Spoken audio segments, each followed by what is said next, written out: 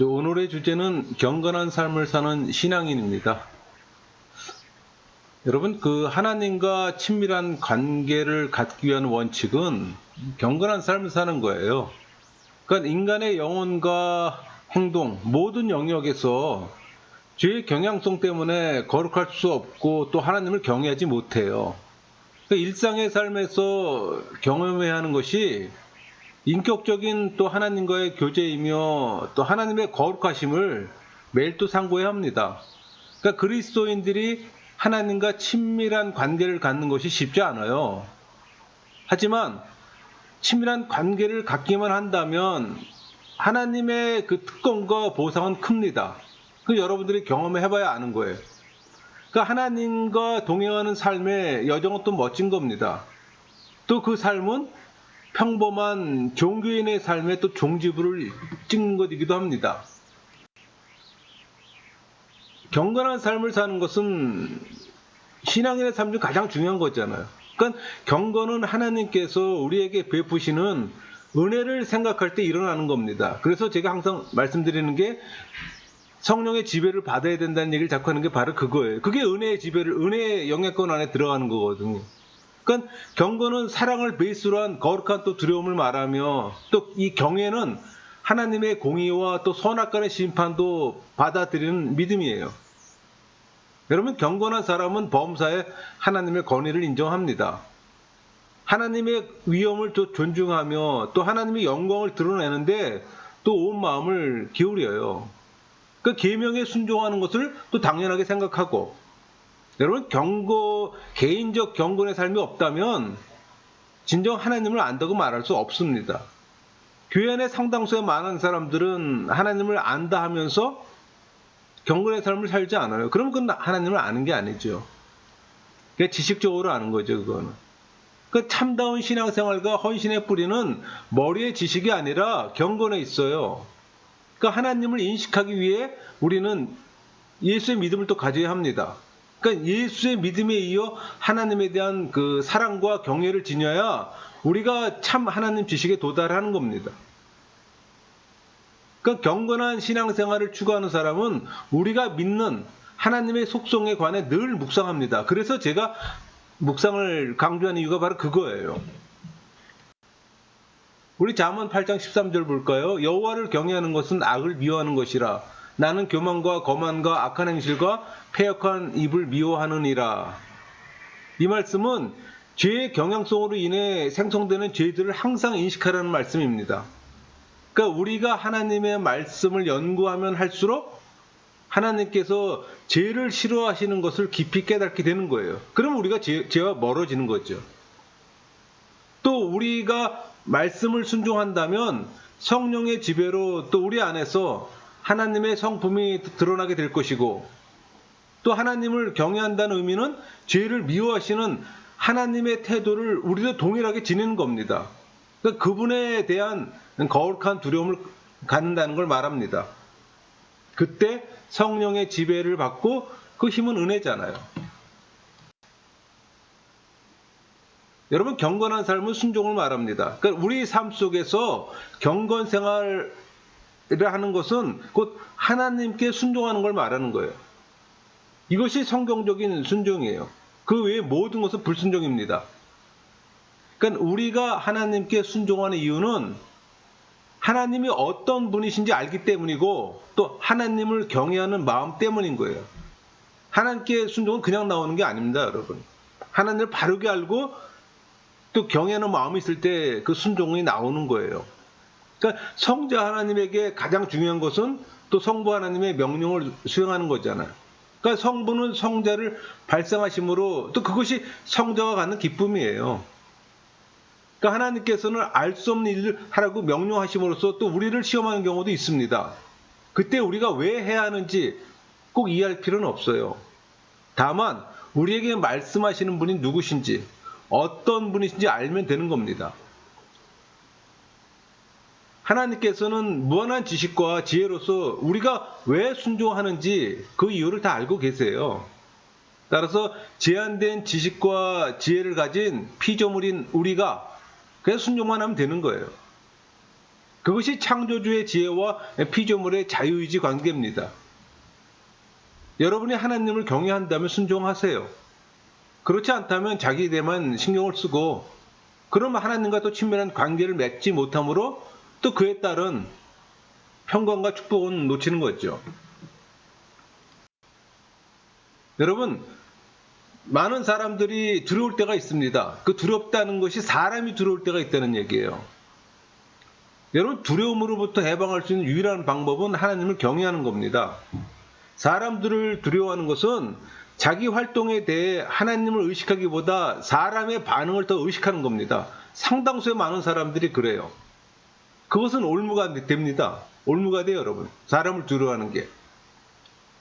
두려움에서 해방되는 것이 쉽게 이루어지지 않는 건 사실입니다. 그러나 반드시 이루어져야 합니다.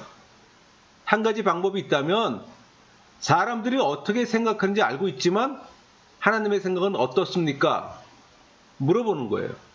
그리고 깨달음을 주시면 결과를 따지지 말고 하나님께서 주신 말씀에 따라 행동하면 됩니다.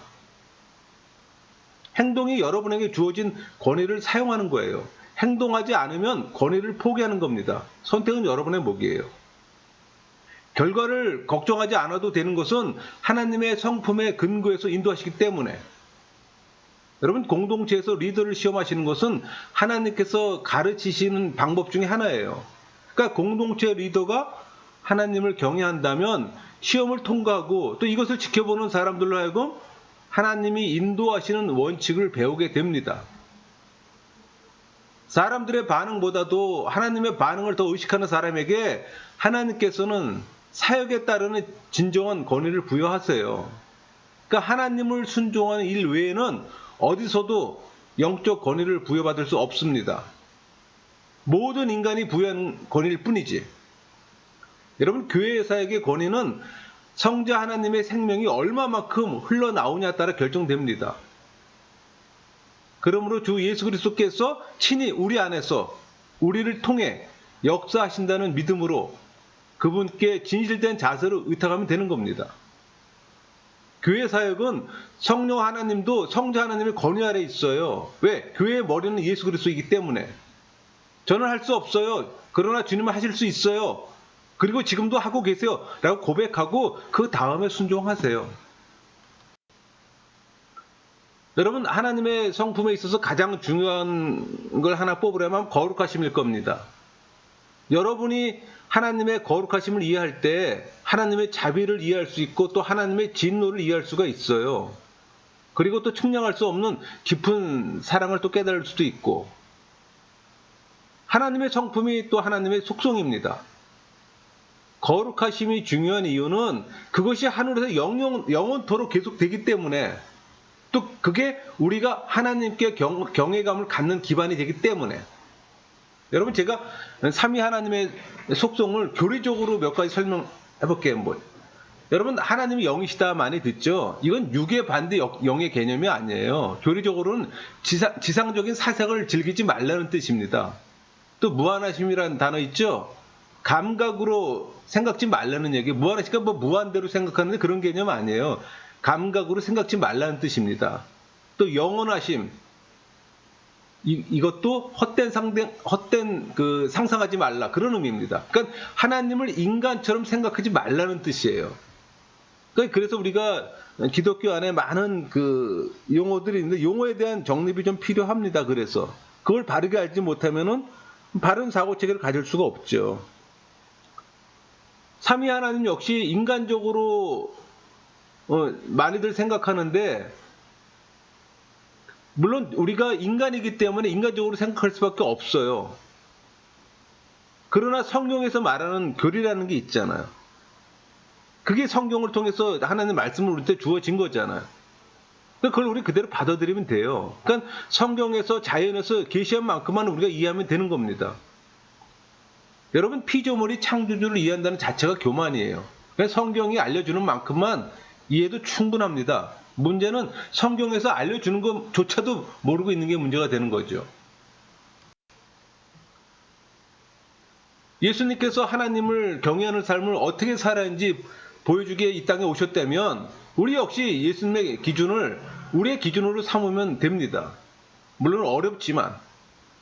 우리 잠언 23장 17절 볼까요? 내 마음으로 죄인의 형통을 부러워하지 말고 항상 여호와를 경외하라.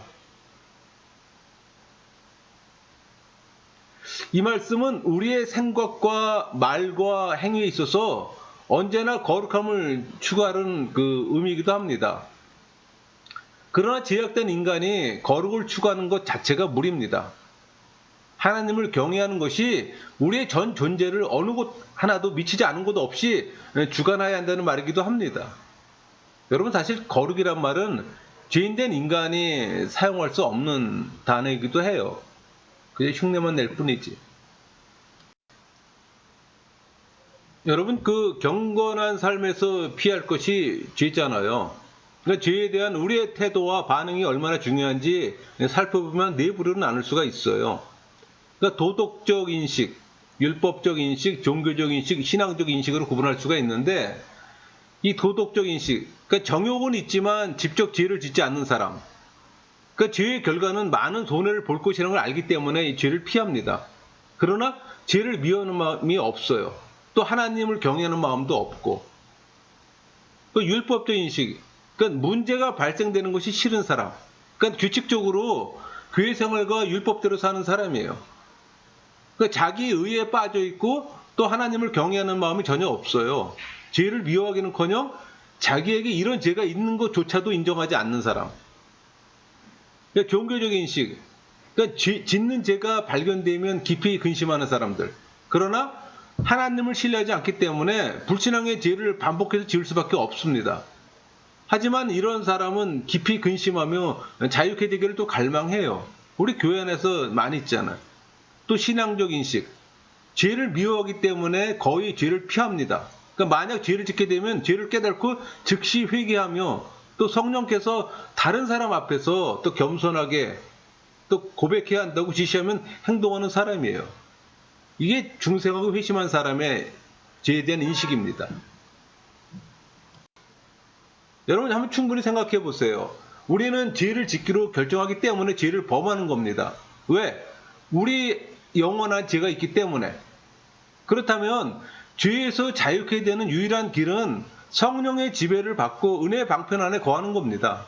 그러니까 이를테면 하나님을 경외하는 마음으로 죄를 미워하라는 말이에요. 그 생각 속에 있는, 이 생각 속에서 짓는 죄, 그 언행으로 짓는 이 죄를 미워하라는 얘기입니다. 여러분, 죄의 출발점인 이 생각 속에서 이 짓는 죄를 미워하면 언행에 있어서도 죄를 미워하게 돼 있어요. 또 경건한 삶의 기본 조건은 또 회심해야 합니다. 가장 기본이 되는 거죠. 회심하지 않는 상태에서는 신앙인의 삶을 살 수가 없잖아요. 신앙인의 삶을 못 산다는 건 경건의 삶을 못 산다는 얘기입니다. 그러니까 회심하지 않은 경건은 종교인의 삶이에요. 그러니까 회심이란 구원과 직접 관련해 죄에 대해 그 생각을 돌이키고 또 마음을 바꾸고 뭐 생활을 변화시키는 걸 말해요. 여러분, 회개의 천국에 들어가는 그 첫 관문, 그러니까 회심하지 않으면 구원받을 수 없잖아요. 그러니까 복음의 은혜를 경험하지 않고는 거듭날 수 없어요. 그 회개를 실천하는 일에 노력을 기를 수가 없다는 얘기입니다. 신앙을 떠나서는 참된 회개가 홀로 일어날 수가 없어요.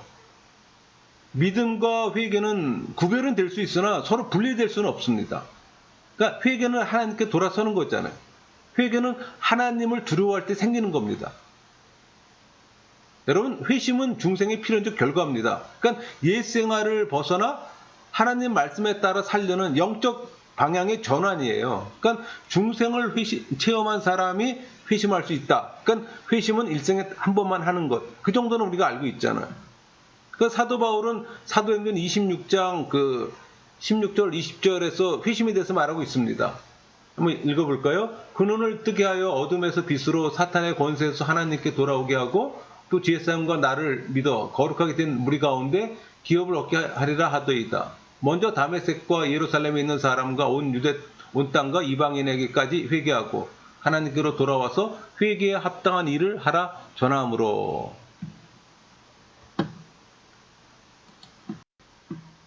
여러분 성경에서 그 참된 회개 없는 고백의 예를 찾아볼 수가 있는데 그게 사무엘상 24장에 나오는 사울에서 볼 수 있어요.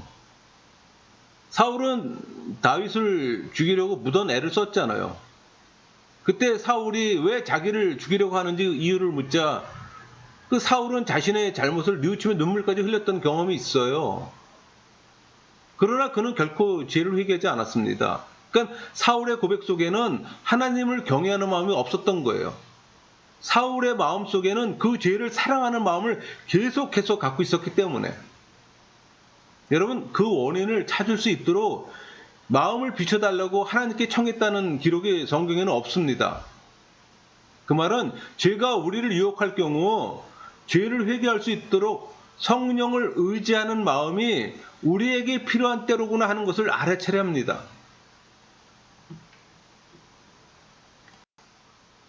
경건한 삶의 출발은 또 영혼의 관리입니다. 그러니까 모든 죄는 영혼으로부터 시작돼요. 왜? 죄가 우리 안에 있기 때문에. 따라서 우리의 생각이 순수한 만큼 또 순수한 사람이 되어야 합니다. 우리 잠언 23장 7절 볼까요? 대저 그 마음의 사람이 어떠하면 그 위인도 그러한즉 그가 내게 먹고 마시라 할지라도 그의 마음은 너와 함께 하지 아니함이라. 우리의 언행으로 지은 죄만 회개하는 것으로 충분하지 않습니다. 우리의 생각까지 회개하는 것이 중요해요. 왜? 죄된 생각이 떠오를 때 그것이 우리 안에 내주하는 죄로부터 온 것을 여러분 기억하셔야 합니다. 왜? 그 죄가 우리 안에서 나오는 거기 때문에. 많은 사람들은 사단으로부터 오는 죄라고 말하는데 여러분 종교인은 사단의 지배를 받으나 신앙인은 성령의 지배를 받아요. 사탄의 지배를 받지 않습니다. 당연히 사탄으로부터 오는 게 아니에요. 그래서 평상시 내가 종교인인지 신앙인인지 그 인식이 중요해요. 어떤 이유든 죄는 우리가 다스릴 수 없음을 인지하시고 성령께 의지하세요. 성령만이 죄를 다스릴 수가 있습니다. 우리의 영혼이 순결한 만큼 육체도 순결한 겁니다. 우리의 생각이 깨끗한 만큼 우리는 능력 있는 사역을 할 수가 있는 거예요. 경건의 삶을 결정하고 또 이를 예수의 믿음으로 받아들인 사람이 그 사람들이 있는 곳은 이 생각의 순결성들이 지켜지는 곳입니다. 여러분 공동체 안에서 성령 충분히 나타나도록 그 토대가 마련되는 곳이기도 해요. 종교인들이 모인 곳은 종교인들이 모이고 신앙인들이 모인 곳은 신앙인들이 모이는 거예요. 그 순결성은 분명히 차이가 있죠.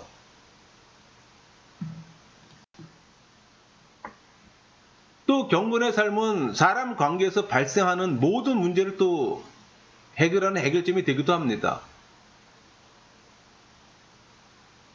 우리가 관계를 통해 배울 수 있는 것이 무엇인지 또 하나님께서 계획하신 바가 무엇인지 알려면 예수님의 그 보여주심을 또 우리가 주의 깊게 살펴봐야 합니다. 그래서 우리가 성경을 잘 읽어야 되는 거예요.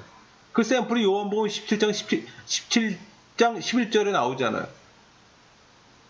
여기서 보면 이 말씀을 보면 성자 하나님께서 성부 하나님께 생의 마지막을 위해 기도하는 장면을 찾을 수가 있는 겁니다. 읽어볼까요? 나는 세상에 더 있지 아니하오나 그들은 세상에 있사옵고 나는 아버지께로 가옵나니 거룩하신 아버지여 내게 주신 아버지의 이름으로 그들을 보존하사 우리와 같이 그들도 하나가 되게 하옵소서. 여기서 우리라는 이 표현은 삼일체를 얘기합니다. 이 그들이라는 표현은 모든 성도를 얘기하는 거예요. 그러니까 삼일체 하나님 같이 모든 성도도 하나 되게 해달라는 기도입니다.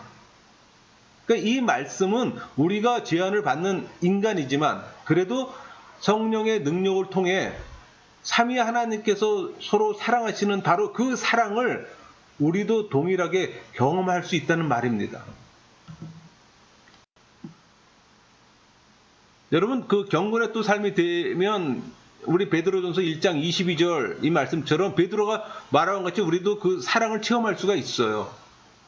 너희가 진리를 순종함으로 너희 영혼을 깨끗하게 하여 거짓이 없이 형제를 사랑하게 이르렀으니 마음으로 뜨겁게 서로 사랑하라.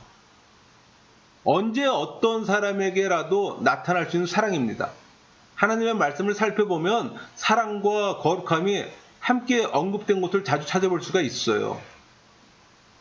그러니까 우리의 생각과 말과 행동에 있어서 경건한 삶을 사는 사람은 아무 꺼리낌 없이 사랑을 하되 또 티끌만침의 음욕도 품지 않는 그런 또 순결한 사랑을 할 수 있고 또 원만한 관계를 맺어나가요. 여러분, 삼위 하나님의 관계는 완전한 거룩의 관계잖아요. 이것이 진리라고 믿는 사람은 관계의 토대로서 경건한 삶을 살 때 그 사람의 모든 관계가 또 즐겁고 선하며 또 성숙된 관계가 됩니다. 여러분, 그렇게 사셔야 되는 거예요. 또 경건한 삶을 사는 신앙인이 다뤄야 할 요소가 또 섹스입니다. 성입니다. 여러분, 성은 중립적이지만 악의 요소로 쉽게 넘어가요. 그러니까 사단은 외설물과 광고에 이르기까지 성을 또 왜곡시켜요. 그러나 하나님이 성이라는 선물을 또 부여하시고 또 섹스를 창조하셨잖아요. 그러므로 성경의 원리를 바로 알고 사용할 때만이 하나님께서 기대하시는 그 모든 것이 온전히 이루어질 수 있는 겁니다. 여러분, 섹스라는 이 선물은 출산과 낭만적인 사랑을 느낄 수 있도록 하셨던 거예요. 하나님의 선물이에요. 성에 대한 사단이 하는 거짓말이 있는데 그것은 성은 불결하고 추잡해서 경건한 사람에게는 당치도 않는 말이라고 하는 겁니다. 여러분, 그렇지 않아요. 많은 그리스도인들이 이 말에 지금 속고 있습니다. 하나님께서는 성욕을 가진 남녀를 창조하셨는데 이것은 단지 결혼을 통해 결혼 안에서 충족되도록 이미 분명하게 말씀을 주셨어요. 하나님께서는 우리의 영적, 육체적 필요를 채울 가장 좋은 것이 무엇인지 간파하셨던 겁니다. 그러므로 겸손함으로 하나님의 말씀대로 순종하면 되는 겁니다. 그러나 불순종하면 그것은 교만일 뿐이죠.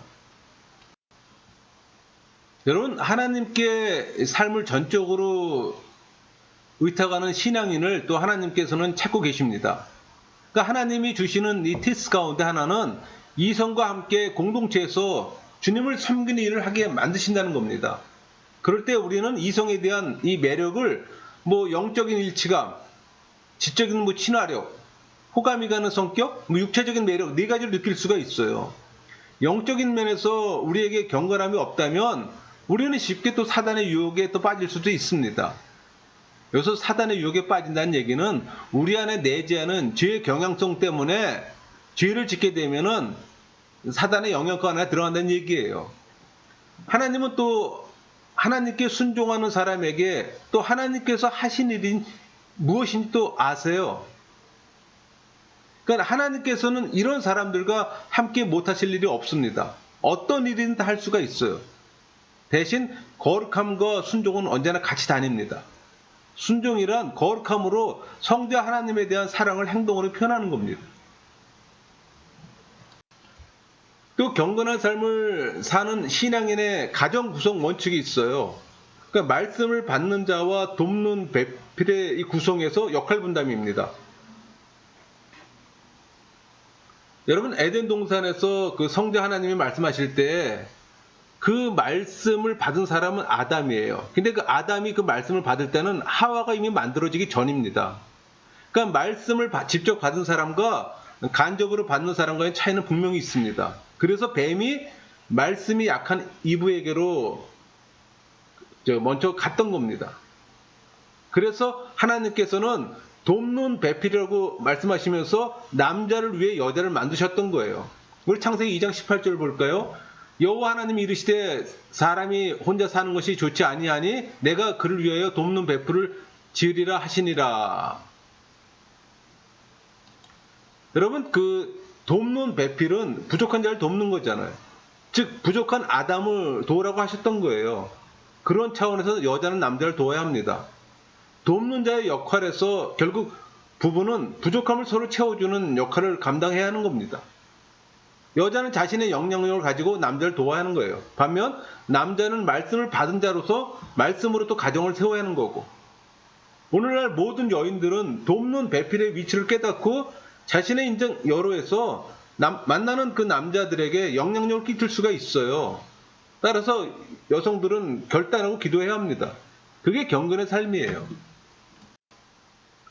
경건한 삶을 사는 사람이 피할 것이 하나님의 사람을 대적하는 겁니다. 하나님께서는 남을 비판해서는 안 된다고 수없이 분명히 말씀하셨어요. 우리 창세기에서 모세의 누이 미리암은 자기 형제이며 백성의 지도자인 모세를 비난했을 때 나병 환자가 되었잖아요. 우리 민수기 그 12장 9절 10절이 그 내용이잖아요. 여호와께서 그들을 향하여 진노하시고 떠나심에 구름이 장막 위에서 떠나갔고 미리암은 나병에 걸려 눈과 같더라. 아론이 미리암을 본즉 나병에 걸렸는지라.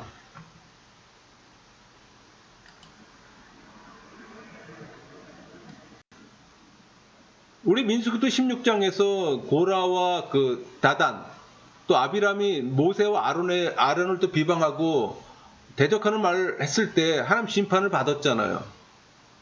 또 하나님께서는 그들이 서 있는 그 땅이 갈라져 그들을 또 매몰시켰어요. 그리고 덮어버렸어요, 그냥. 그게 하나님의 심판이었어요. 우리 사무엘상 24장 6절 볼까요? 자기 사람들에게 이르되 내가 손을 들어 여호와의 기름 부음을 받은 내 줄을 치는 것은 하나님 여호와께서 금하시는 것이니 그는 여호와의 기름 부음을 받은 자가 됨이니라 하고, 여기서 그 주의 기름 부은 자를 치지 말라는 이 명령에 순종하는 것이 무엇을 의미하는지 보여주는 대표적인 예를 우리는 다윗에게서 볼 수 있습니다. 사울이 비록 다윗을 죽이려고 계속 추격하고 있었지만 그래도 그는 아직까지 이스라엘 왕이었어요. 하나님께서 아직 사울의 주의를 박탈하지 않으셨던 겁니다. 다윗은 바로 이 점을 주의해서 하나님을 경외했기 때문에 사울에게 아무런 애도 끼치지 않았던 겁니다. 다윗이 사울을 죽일 수 있는 기회는 많았잖아요.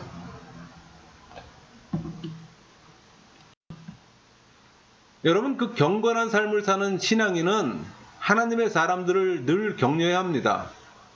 우리 모두는 일상의 삶에서 경건의 삶이 이루지 못했음을 또 깨달아 알고 있어요. 오늘은 실수했지 모르나 또 내일에 대한 새로운 계획을 주시는 또 하나님을 우리는 또 찬양합니다. 여러분 생각해 보세요.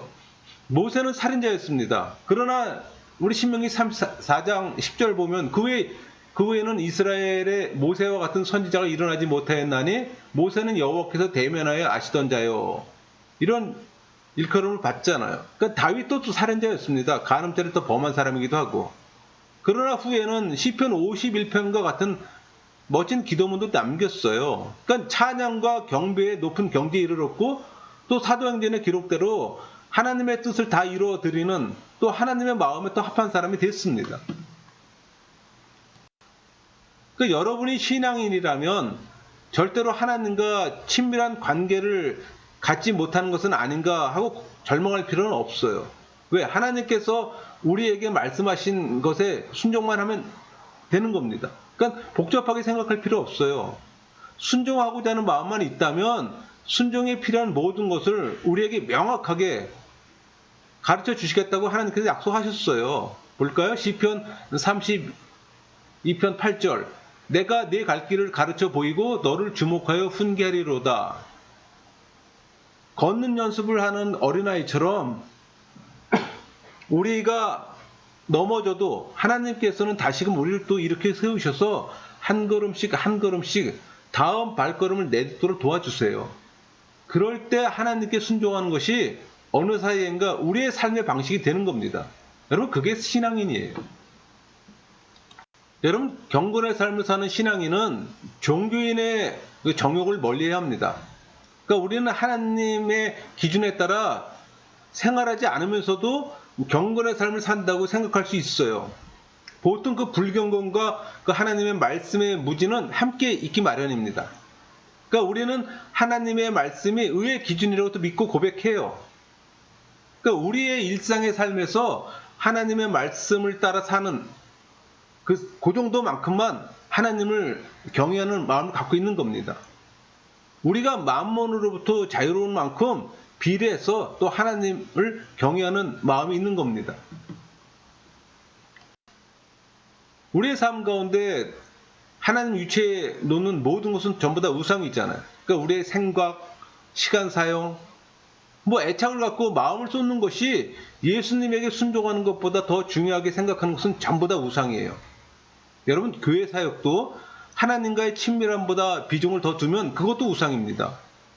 우리가 인식하지 못해서 그렇지 우리 주변은 우상투성이에요.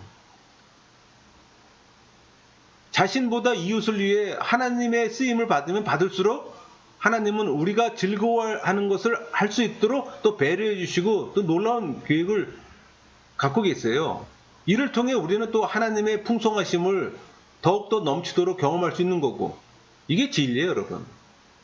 여러분이 하나님과 같은 방향에 서면 하나님의 뜻 가운데 행하는 것이고, 여러분이 하는 기도가 모두 하나님 뜻에 부합하는 겁니다. 문제는 우리가 하나님과 같은 방향에 섰냐 그거입니다.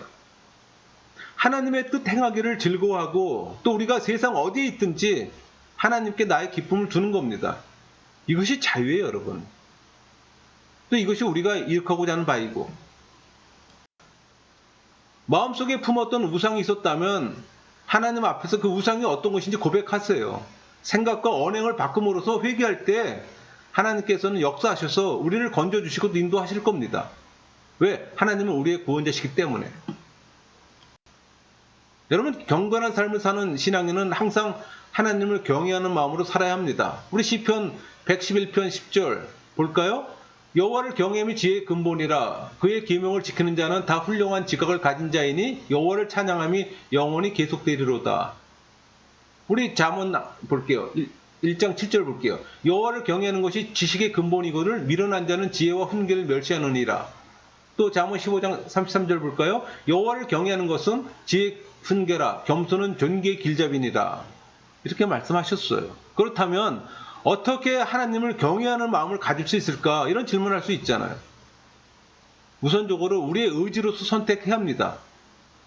여러분이 먼저 선택해야 돼요. 저절로 경외하는 마음이 생기는 건 아닙니다. 우리에게 하나님을 경외하는 마음이 없음을 또 하나님 앞에 고백하시고 하나님께서 우리를 긍휼히 여기도록 구하세요. 또 지속적으로 간절한 마음으로 하나님을 경외하는 마음을 구하고 믿음으로 또 받아들이세요.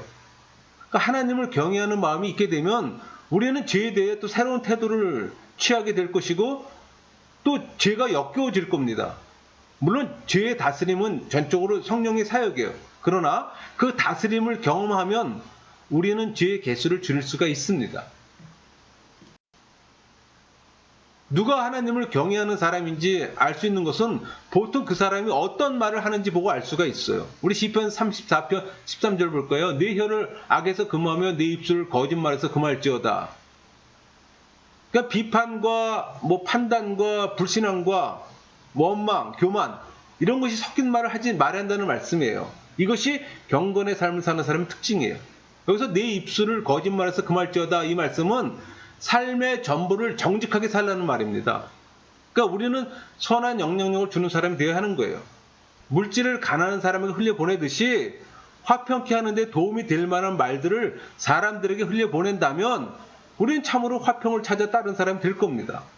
이것이 평화를 추구하는 삶이며 피스메이커가 되는 거예요, 여러분. 우리가 이처럼 생활할 때 우리는 비로소 경건의 삶을 사는 사람이 되는 겁니다. 여러분, 경건의 삶을 사는 신앙인은 지혜의 근원이 하나님임을 늘 기억하고 의지해야 합니다. 우리 욥기 28장 12절을 볼까요? 또 28절 같이 볼게요. 그러나 지혜는 어디서 얻으며 명철이 있는 곳은 어디인고 또 사람에게 말씀하였도다 보라 주를 경외함이 지혜요 악을 떠남이 명철이니라. 심플하잖아요. 지혜란 우리가 하나님을 경외하는 마음을 가질 때 함께 따라오는 겁니다. 이것이야말로 우리에게 기쁜 소식이 아닐 수 없어요. 그러니까 경건의 삶에 따라 지혜를 풍성하게 얻을 수 있다는 얘기입니다. 여러분, 경건의 삶의 기본은 지혜예요. 하나님이 주신 지혜. 또 훈계이기도 하고. 그러니까 거룩함이 깊어질수록 지혜는 더욱더 풍성해질 겁니다. 신앙인은 말할 때 정직해야 하며 또 자기 죄를 인정해야 하고 또 남의 잘못한 일에는 또 용서해 주는 것이 필요해요. 또 다른 사람들의 기쁨과 슬픔을 또 함께 나누는 것도 필요합니다. 또 사랑과 위로, 격려, 오해를 푸는 일에 있어서 말을 또 지혜롭게 전달하는 사람이 되어야 하고 반면에 타인이 개인적으로 찾아와 죄를 고백한다면 그 죄를 말하는 데 있어서는 우리는 침묵해야 합니다.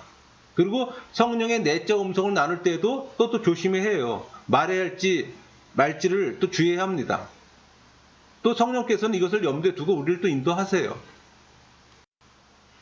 우리 고린도후서 12장 3절 4절 볼까요? 내가 이런 사람을 아노니 그가 몸 안에 있었는지 몸 밖에 있었는지 나는 모르거니와 하나님은 아시느니라. 그가 낙원으로 이끌려 가서 말로 표현할 수 없는 말을 들었으니 사람이 가 이르지 못할 말이로다. 사도 바울의 경우 그는 그 누구보다도 진리에 대한 계시를 풍성하게 받았어요. 그러나 그 모든 것을 다 나누도록 또 하나님의 허락을 받지는 않았습니다. 할 말이 있고 하지 못할 말이 있는 거예요, 여러분. 하나님께서는 그 불신자 남편이 있는 여인들에게 특별한 위로의 말씀을 하세요. 여러분, 남편 앞에서 그리스도 예수님께서 산 것처럼 살아간다면 아마 그 남편을 구원하는데 도움이 된다는 말씀이기도 합니다. 그러니까 자기 남편을 위해 간구 기도하면서 하나님께 말씀드리는 것이 힘들게 예수 믿으라고 남편에게 말하는 것보다 더 효과적일 수도 있어요. 우리 잠언 12장 18절 볼까요? 칼로 찌른 같이 함부로 말하는 자가 있거니와 지혜로운 자의 혀는 양약과 같으니라. 경건한 삶을 사는 신앙인에게 따르는 또 보상도 있음을 여러분 기억하세요. 구약 성경 속에서 약속의 말씀을 하나 뽑으라면은 아마 말라기 3장 16절 17절 말씀도 그 우선권에 들어갈 겁니다. 말라기 3장 16절 17절을 볼까요? 그때 여호와를 경외하는 자들이 피차에 말하며 여호와께서